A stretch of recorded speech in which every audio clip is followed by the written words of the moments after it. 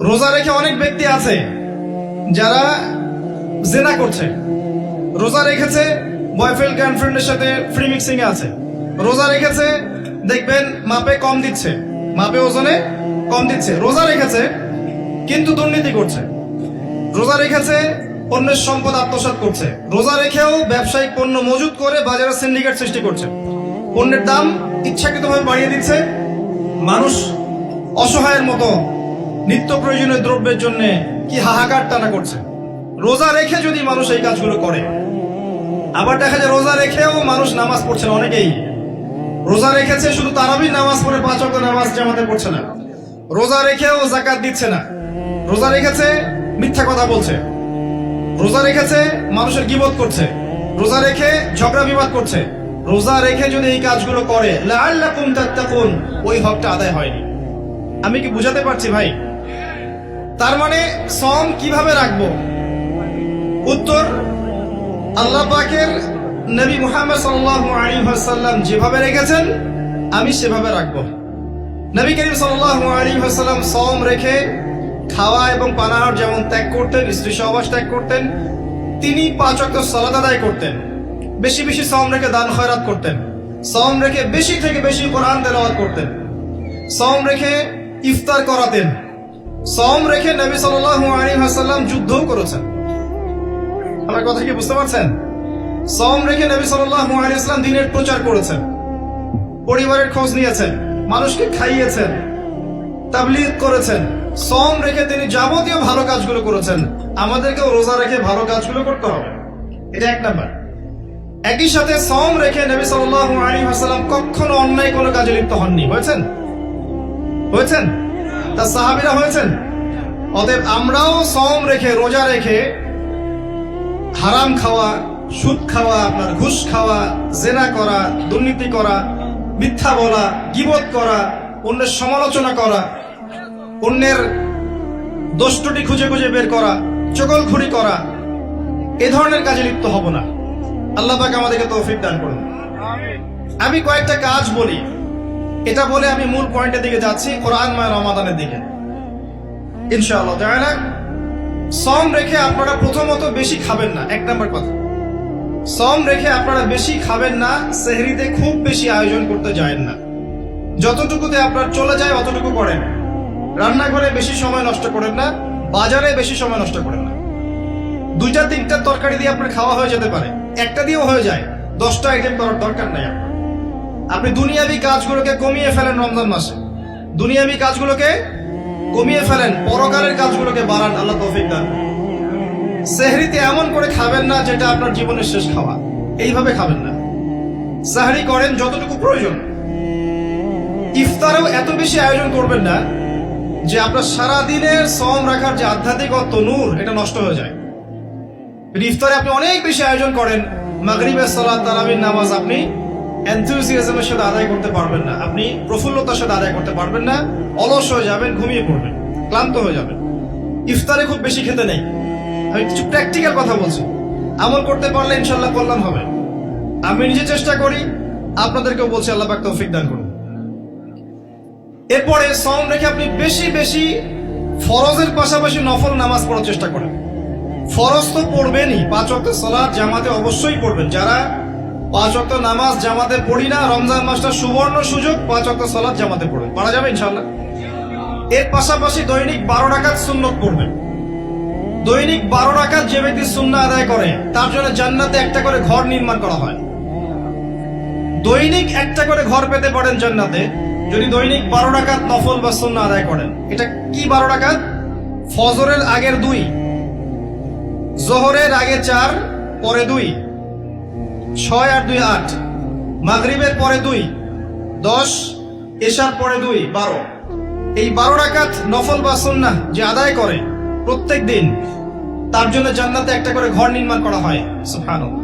রমজান মাসে এটা ছাড়বেন না ইনশাআল্লাহ, আল্লাহ পাক তৌফিক দান করুন। এবং 5 ওয়াক্ত সালাত তো অবশ্যই জামাতে পড়বেন, আল্লাহ পাক তৌফিক দান করুন, আমিন। বিশেষভাবে ফজর এবং এশা এবং আসর, এগুলো যেন জামাত না ছোটে। যদি কারো ছুটেও যায় আপনি একা পড়ে নেবেন। যদি ঘুমিয়ে থাকেন ঘুম থেকে উঠলেই পড়ে নেবেন। যদি ভুলে যান স্মরণ হলেই পড়ে নেবেন।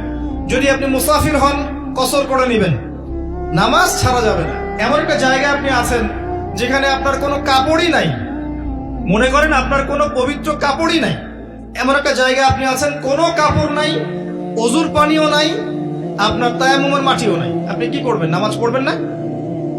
কি করবেন? নামাজ আছে আপনার উপর ফরজ, আপনাকে এমন জায়গায় রাখা হয়েছে আপনি অজুও করতে পারছেন না, তায়াম্মুমও করতে পারছেন না, কোনো সুযোগ নাই, এবং আপনার কাপড়ও নাপাক হয়ে গেছে। আপনি কি করবেন? নামাজ ছেড়ে দিবেন? নামাজ ছেড়ে দিবেন? ছাড়বেন না। নামাজের কোনো মাফ নাই, নামাজের কোনো মাফ নাই। আর নামাজ বলতে আমি বর্তমান সময়ের চলমান 3G 4G নামাজকে বোঝাচ্ছি না। আমি মেনশন করতে যাচ্ছি নবী সাল্লাল্লাহু আলাইহি ওয়াসাল্লাম যেভাবে নামাজ পড়তেন সেই নামাজের কথা। তিনি ধীর স্থির ভাবে নামাজ পড়তেন। তিনি কি আমাদের মতো 4G স্পিডে নামাজ পড়তেন? রুকু করলে সেজদা পাওয়া যায় না। অনেক মসজিদে দেখবেন তারাবি হবে রমজান মাসে, এত দ্রুত যে আসলে মুসল্লি বুঝতে পারে না কি তেলাওয়াত করা হচ্ছে। শেষের আয়াতটাকে লম্বা টান দিয়ে ছাড়া হয়, ওইটা খালি বুঝতে পারে এখন রুকু হবে, এইটুকু বুঝতে পারে। এরকম নয়। আপনি হারাম শরীফে দেখবেন, কাবা ঘরে দেখবেন, মসজিদ নববীতে দেখবেন, অন্যান্য যত মসজিদগুলো আছে আরব কন্টিনেন্টে, এখানে দেখবেন ধীর স্থির ভাবে তারাবি সালাত হয়, সুন্দর কেরাত হয়, লম্বা কেরাত, লম্বা রুকু, লম্বা সেজদা, এবং প্রশান্তির সাথে মানুষ সালাত আদায় করে। আমি এই সালাতকে বোঝাচ্ছি। রমাদান মাসে সালাতটাকে প্রশান্তির সাথে আদায় করেন, তাড়াহুড়া করবেন না। কারণ ওমা খালাকতুল জিন্না ওয়াল ইনসা ইল্লা লিয়াবুদুন, আমি জিন আর মানুষকে শুধু আমার ইবাদত করার জন্যই সৃষ্টি করেছি, অন্য কোনো কারণে আল্লাহ পাক সৃষ্টি করেন নাই। এর জন্যই তো পৃথিবীতে এসেছি নামাজ পড়তে। নামাজে এত তাড়াহুড়া কেন? দুনিয়ার সমস্ত কাজ ধীর স্থির ভাবে করি, মসজিদে আসলে কখন বের হব তার আগে আমরা প্রতিযোগিতা সৃষ্টি করি। এটা কি ঠিক হচ্ছে ভাই? এটা ঠিক হচ্ছে? নামাজ স্থির ভাবে পড়েন, ধীর স্থির ভাবে পড়েন, আল্লাহ পাক তৌফিক দান করেন। আসেন রমাদানে আমি একটা কথা বলি, যাকাত, যাদের যাকাত আছে, নিসাব পরিমাণ সম্পত্তি হয়েছে, রমজানে যাকাত দিয়ে দিবেন। যাকাত নিয়ে টাল বাহানা করবেন না, আল্লাহর ওয়াস্তে যাকাত দিয়ে দেন। যাকাত হচ্ছে আপনার সম্পদে গরিবের হক। অন্যের হক নষ্ট করলে এই শাস্তি আল্লাহ পাক এমন ভাবে দিবেন, ওই সম্পদটাকে আল্লাহ পাক গলাবেন, গলিয়ে কপালে, গালে, পিঠে লাগিয়ে দিবেন, এবং একটা সাপের আকৃতি দিবেন, এই সাপ গলায় ঝুলে থাকবে এবং কপালে ঠোকর দিবে। বলেন নাউযুবিল্লাহ। যাকাত দিয়ে দেন। যাকাত ইসলামিক অর্থনীতির মূল ভিত্তি। যাকাত না থাকলে ইসলামিক ইকোনমিক টিকবে না। ইসলামিক ইকোনমিক্স এর মূল বেস হচ্ছে যাকাত এবং সাদাকা এবং বিজনেস, ব্যবসা। এগুলো নিয়ে পড়াশোনা করেন। আমি মাহফিলে এত ডিটেলস বলতে পারি না। আমি আগেও বলেছি, আমি ওয়াজ মাহফিলে আমি আমার জানা মতে 30-40% কথা বলতে পারি না, বাকি 60% পড়ে, 50% পড়ে। এগুলো বলার পরিবেশ এই মাহফিলগুলো নয়। ইনশাআল্লাহ আস্তে আস্তে যতটুকু জানি বলার চেষ্টা করব। ওয়ামা তাওফীকি ইল্লা বিল্লাহ, আলাইহি তাওয়াক্কালতু ওয়া ইলাইহি উনীব। যাকাত ইসলামিক ইকোনমিক্স এর বেস। ইসলামিক ইকোনমিক্স সম্পর্কে জানতে হলে, বুঝতে হলে, পড়তে হলে আমি একজন আলেমের নাম বলছি, যাকে আমি বেসিক্যালি ফলো করার চেষ্টা করি ইকোনমিক্স সেকশনে এবং অন্যান্য সেকশনেও। তিনি আমার খুব শ্রদ্ধেয় একজন আলেম, আল্লামা তাকি উসমানী দামাত বারাকাতুহু। তার ইকোনমিক্স এর সিরিজ আছে, ইসলামিক অর্থনীতির সিরিজ আছে বই, 10টা-15টা বই শুধু অর্থনীতির উপরেই। এগুলো কিনেন, ঢাকায় বাংলা বাজারে পাবেন, কিনে এনে বাসায় পড়েন, আপনি দেখবেন ইসলামিক অর্থনীতি কি জিনিস। আর অর্থনীতির জ্ঞান না থাকার কারণেই, অর্থনীতির বিশুদ্ধ জ্ঞান না থাকার কারণেই আমরা ইবাদত বন্দেগীর জীবনে, নামাজে হলেও ব্যবসায়িক জীবনে, অর্থনৈতিক জীবনে পাক্কা সুদখোর হয়ে বসে আছে। আমার কথা কি বুঝতে পারছেন ভাই? অর্থনীতির জ্ঞান দরকার আছে না? একটা রাষ্ট্র মনে করেন যার কাছে অর্থনৈতিক সুপার পাওয়ার, তার কাছে ইকোনমিক চাবিকাঠি আছে। ওয়ার্ল্ডের একটা রাষ্ট্র মনে করেন তার কাছে অর্থনৈতিক চাবিকাঠি আছে, সে চাইলে কাউকে ইকোনমিক ভাবে দুর্বল করতে পারে, কাউকে শক্তিশালী করতে পারে। এখন অন্যান্য রাষ্ট্ররা এর আনুগত্য করবে না? করবে না? করবে। অর্থনীতির মূল ভিত্তি। নবী সাল্লাল্লাহু আলাইহি ওয়াসাল্লাম মদিনায় হিজরত করে যখন মদিনা সনদ তৈরি করলেন, সাহাবীদের মধ্যে ভ্রাতৃত্বের বন্ধন স্থাপন করলেন, ইহুদিদের সাথে চুক্তি করলেন, মসজিদ নববী নির্মাণ করলেন, এরপরে তিনি প্রথম যেখানে ফোকাস করেছেন সেটা হলো মুসলিমদের অর্থনীতি সমৃদ্ধ করার কাজে। তারপরে সামরিক বাহিনী গঠন ইত্যাদি ইত্যাদি, অর্থনীতি মূল জিনিস। আর এই বিষয়গুলো আমাদের প্রতিষ্ঠানগুলোতে আরো বেশি বেশি পড়ানো উচিত। এটা আমার নাসিহা, বাকি যারা এর দায়িত্বশীল তারা বুঝবেন। আসুন, আমি যেটা বলছিলাম, রমাদান মাসে যাকাতগুলোকে দিয়ে দেন। এটা আপনার সম্পদে গরিবের হক।